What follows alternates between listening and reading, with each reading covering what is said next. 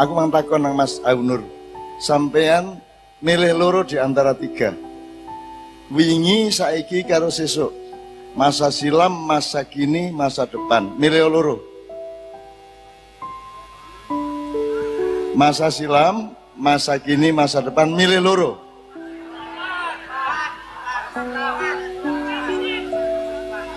Ya. Masa silam, masa depan. Masa silam, masa depan. Saya tidak mengurusi masa kini. Siapapun presidennya, saya tetap di sini. Indonesia ada atau tidak ada, aku tetap mencintaimu dan aku ingin menemanimu ke masa depan.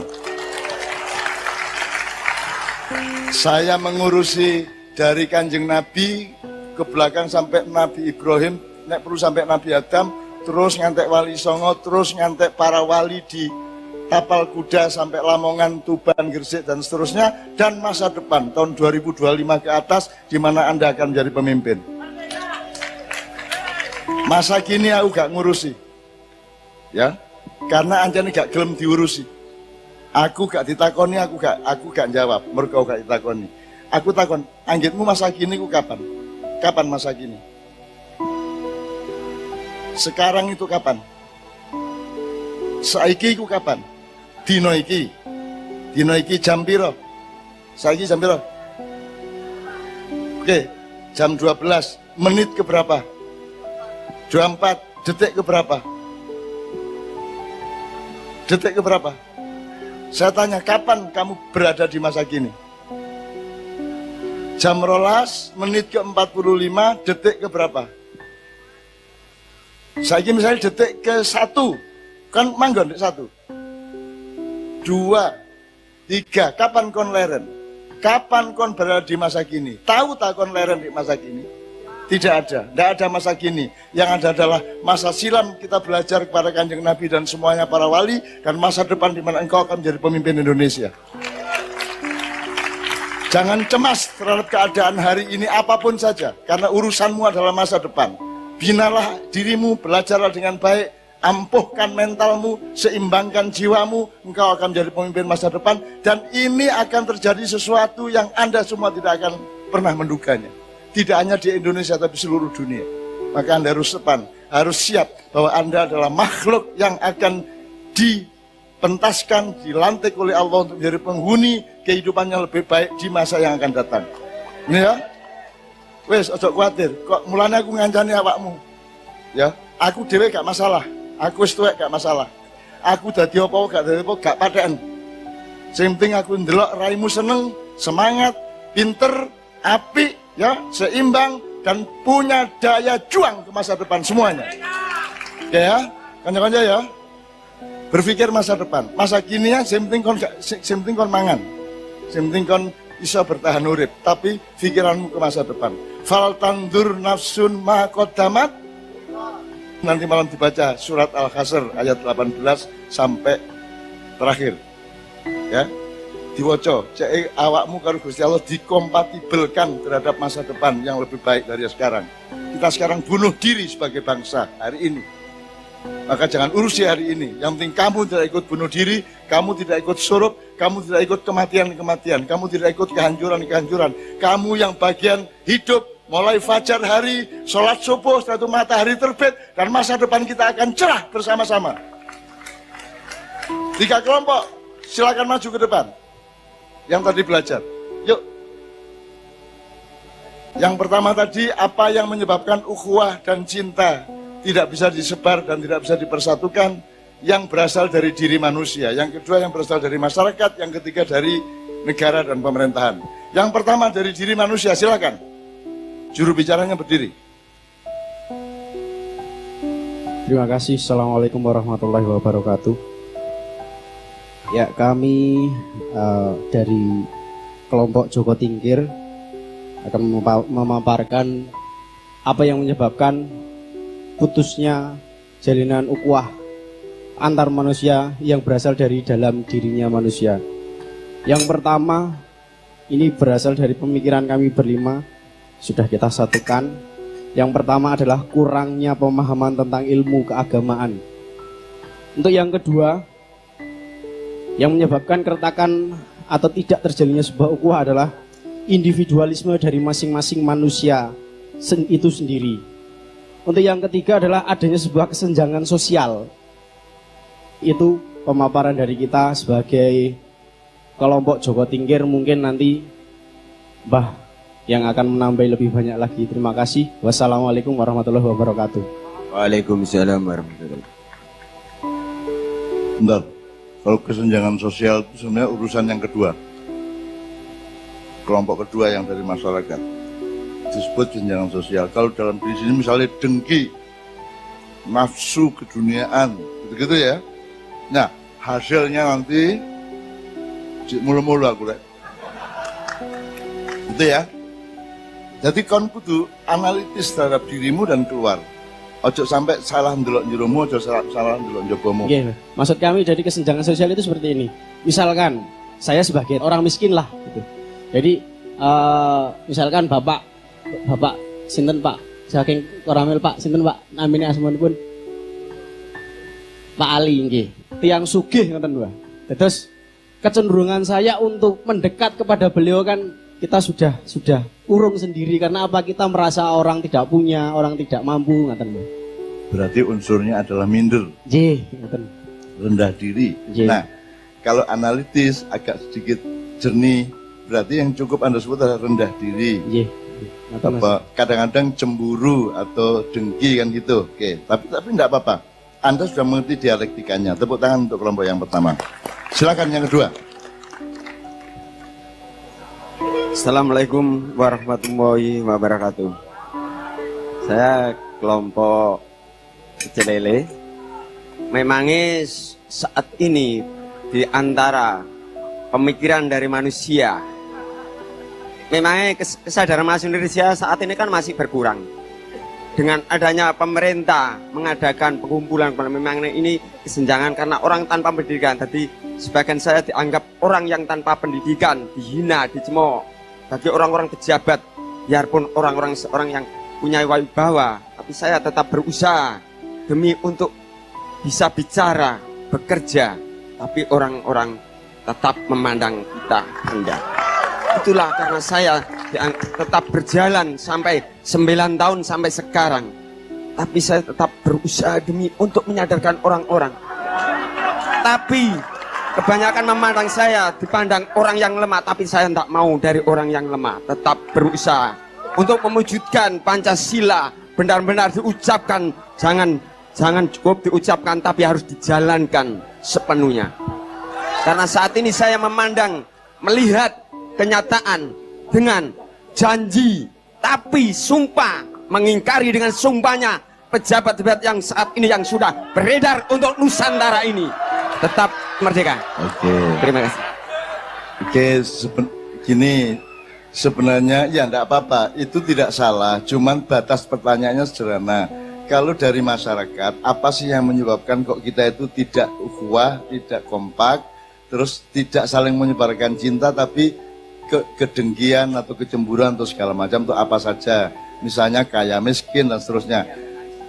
Jadi yang kita minta unsur 1, 2, 3, 4, 5 gitu dok sebenarnya. Nanti dianalisa masing-masing, kita pulang untuk membawa itu semua. Jadi malam ini kita belum belajar. Malam ini kita buka pintu saja. Nanti di rumah Anda memasuki pintu itu untuk pembelajaran masing-masing. Karena belajar yang benar bukan hanya menerima, tetapi justru Anda menanamkan benih, kemudian Anda kembangkan sendiri dalam proses hidup Anda. Tapi by the way, tetap tepuk tangan untuk kelompok yang kedua. Oke, yang terakhir, sebutkan unsur-unsur Mas. Assalamualaikum warahmatullahi wabarakatuh. Saya dari kelompok Tahu Campur. Mengapa sulitnya ukhuwah cinta yang timbul dari pemerintah? 1. Ketidakadilan. Artinya kemiskinan, ketimpangan sosial. Yang kedua, pimpinan tidak menjadi bapak negara, tapi hanya sebagai bapak kelompok. Yang ketiga, hukum tajam ke bawah, tumpul ke atas. Rusaknya sistem pendidikan, hilangnya pendidikan moral, kurangnya jiwa nasionalisme. Perpecahan persatuan, artinya perbedaan yang tak dapat disatukan. Dan yang kedua, merasa paling benar. Terima kasih untuk makalah yang diberikan saya. Mudah-mudahan dibacakan oleh Tepuk tangan, ya. Saya tidak membandingkan baik buruk ya nilainya berapa, tapi ini agak lebih jelas ya. Pertama unsurnya adalah ketidakadilan ekonomi, ya ketidakadilan politik, ketidakadilan hukum gitu ya.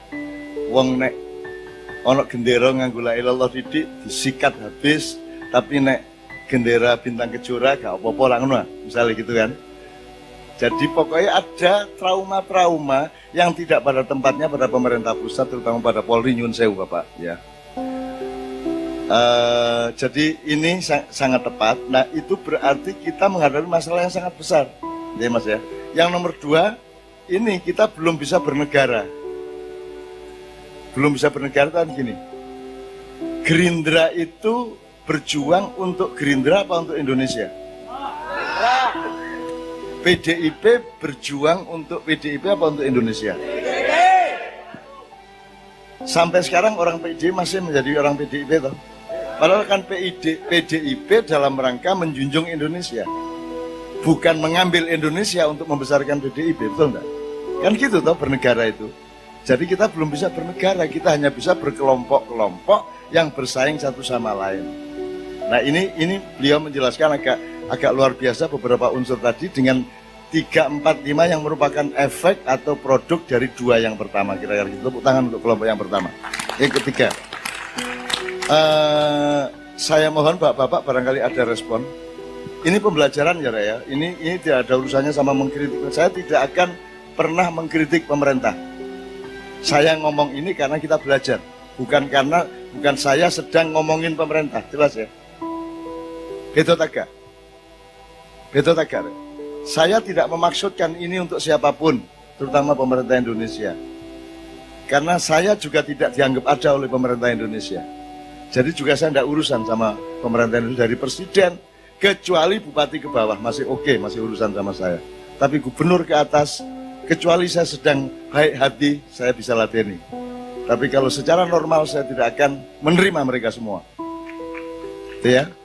Aku rene mergo wong cilik kabeh podo-podo karo aku. Ngono ya Rek ya. Urane ya. Bapak-bapak kalau ada respon saya persilakan. Mboten. Kak Nun, kula ajeng nambahi. Nah, ngono. Assalamualaikum warahmatullahi wabarakatuh. Jadi rusaknya uhwah itu satu, yaitu kurang adanya percaya antara satu sama lain. Karena kepercayaan itu ibaratkan meja yang kehilangan satu kakinya, ambyuk. Kehilangan satu, ambyuk. Nah, itu seperti kepercayaan. Ini kemauan Cak Nun. Kalau nanti Anda memperdalam aslinya adanya hukum itu juga lah hasil dari orang tidak percaya satu sama lain. Maka kalau bikin apa-apa harus pakai surat. Karena orangnya tidak bisa dipercaya dan orangnya tidak percaya. Aslinya, tapi meneh-meneh iki aku gak ngarani sapa-sapa. Wong gawe negara iku aslinya mergo gak iso bermasyarakat biasa. Yang percaya satu sama lain, mulai dibikin batas, dibikin aturan, mergo wonge gak iso dipercaya dan tidak bisa percaya. Jadi menurut saya ujane gagal asline. Saya tanya, apakah Rasulullah pernah menjadi khalifah? Apakah Rasulullah pernah menjadi kepala negara? Apakah Rasulullah pernah menjadi kepala pemerintahan? Rasulullah tidak pernah melakukan itu. Jadi khilafah itu bukan kepala negara. Khalifah bukan kepala negara. Jadi kalau Anda sekarang tidak setuju sama HTI, jangan salahkan khilafahnya, salahkan tafsirnya HTI. Jelas ya? Sekarang Indonesia anti khilafah. Gendeng itu. Khilafah iku rek, konang wetengmu iku khalifah. Khalifah ana wetengmu ojo mangan sing gak, ojo kakean, ojo kegelen mangan, tahu kapan makan apa, seberapa. Itu namanya mengkhalifahi.